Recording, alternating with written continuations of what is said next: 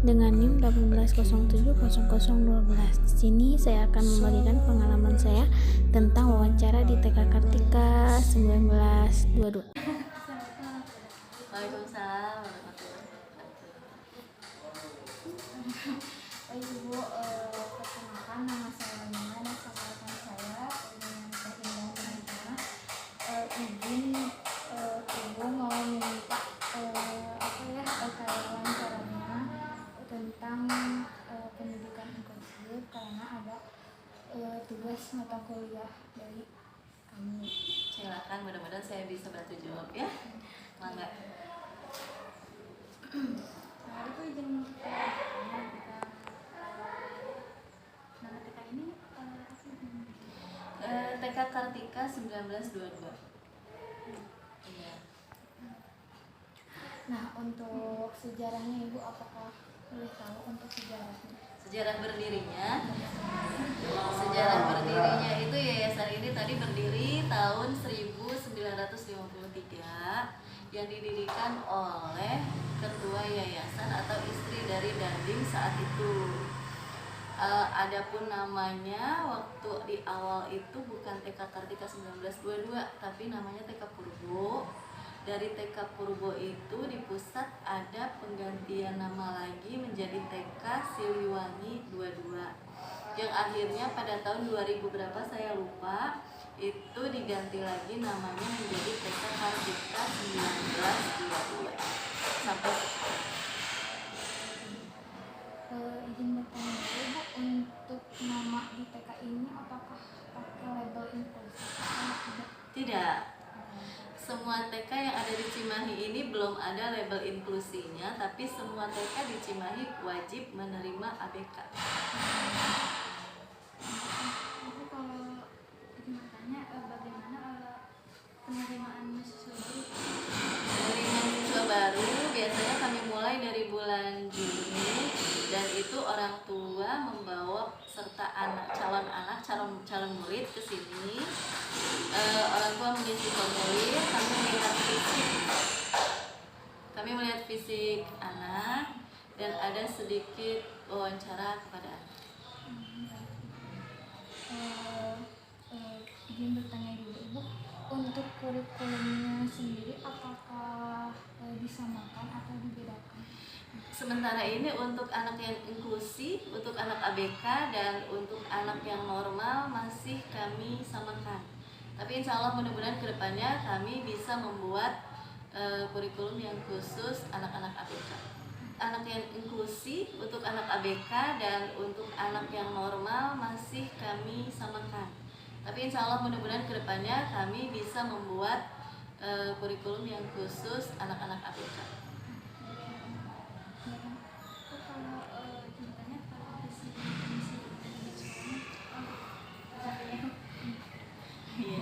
Lihat aja ya, nanti bakal difoto soalnya banyak banget.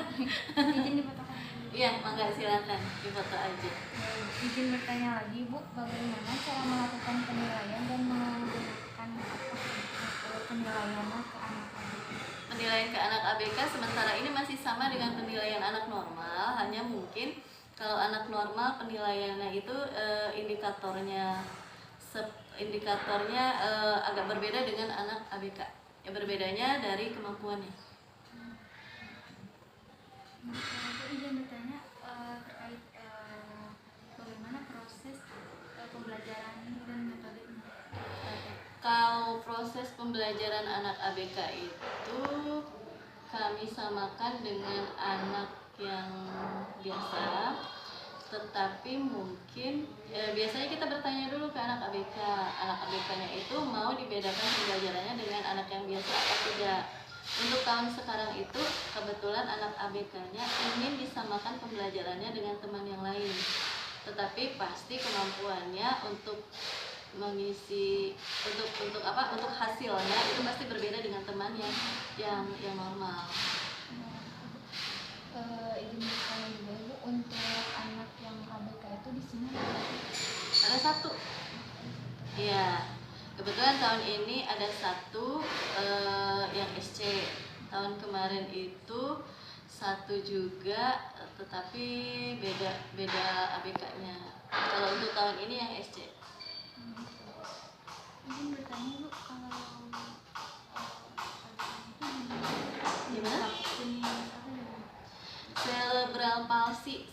Cerebral palsy itu lebih ke kelumpuhan. Kelumpuhan fisik, kemampuan perkembangan fisiknya terhambat, kemampuan perkembangan akademiknya juga terhambat.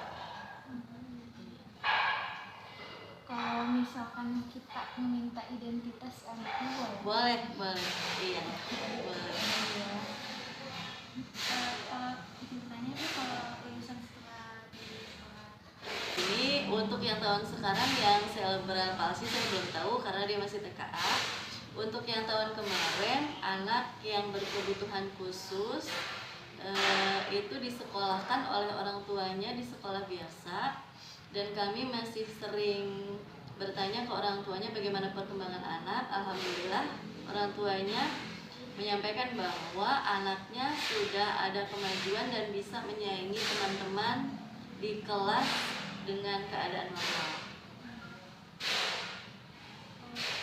kalau itu kan bersama ini Iya, iya.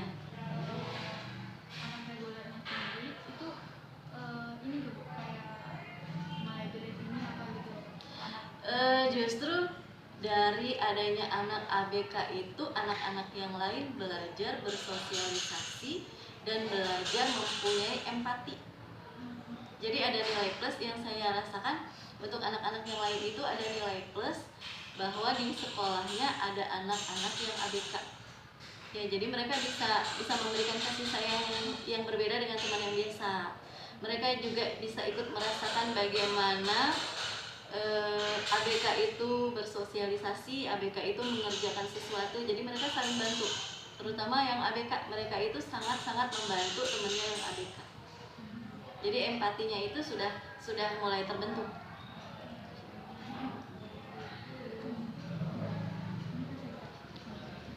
Bu, ini bertanya kalau fasilitas pendukung itu ABK sendiri Fasilitas yang lengkapnya nggak ada ya, paling kami merangsang motoriknya aja. Jadi kami menyediakan alat-alat edukasi untuk merangsang motoriknya. Guru di kelas tetap bertanya ke orang tua dan tetap bertanya ke psikiater dari anak tersebut bagaimana perkembangannya, bagaimana cara menanganinya.